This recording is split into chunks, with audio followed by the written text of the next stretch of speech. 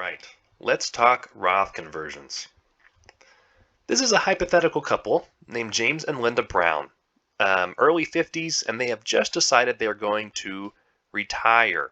And in that retirement, they'll spend about $6,500 a month, they project, about $80,000 a year. And they have about $2.5 million in their investment portfolio, as you can see here.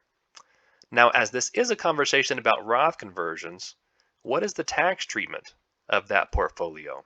And we can see here that a little under 2 million of that is pre-tax, tax-deferred money that they have yet to pay taxes on.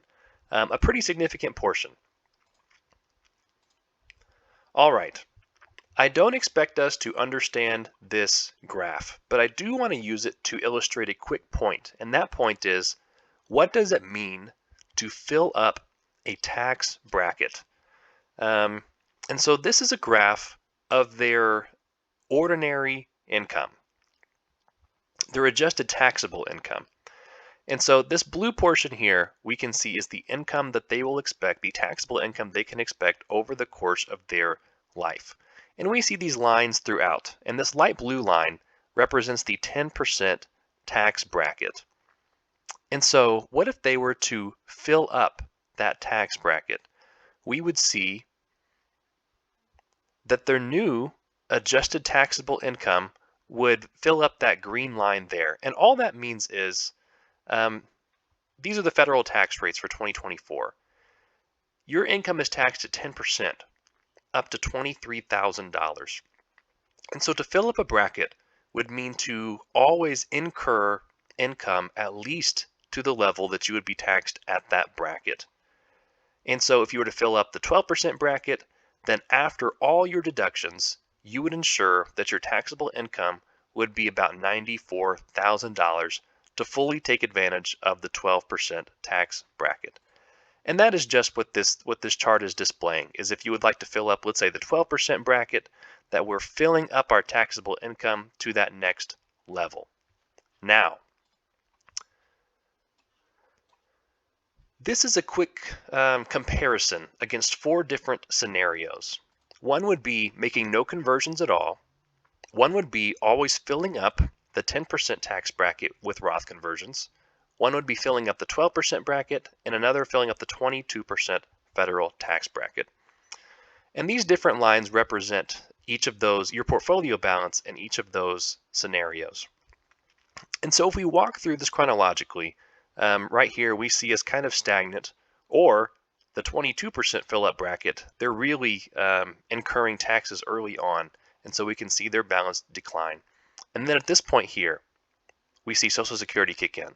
And so all of these kind of start to trend upwards. And then here, the red and yellow lines kind of start to taper off, and that continues ultimately forever. And what that is your RMDs kick in. And the red and yellow lines aren't much different because their income is pretty much already filling up that 10% bracket. There's not a lot left over to convert into a Roth. But in these other 2 scenarios, there is. And so let's take a look at this chart instead. Remember before, I guess I haven't mentioned this, but when you look at your total portfolio balance, the pre-tax assets, not all of that is yours. So it makes more sense to look at our after-tax total to see what you would actually keep.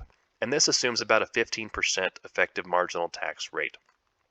And so all this to illustrate the difference between making different amounts of conversions. So if you had converted up to the 12% tax bracket, you would have finished with about $6 million in your portfolio.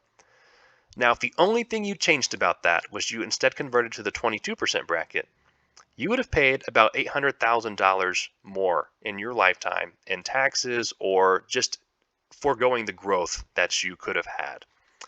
If you had converted up to the 10% bracket, you would have lost about $3 million over the course of your lifetime. And if you hadn't converted anything at all, you would have finished with about $3.6 million less than you should have.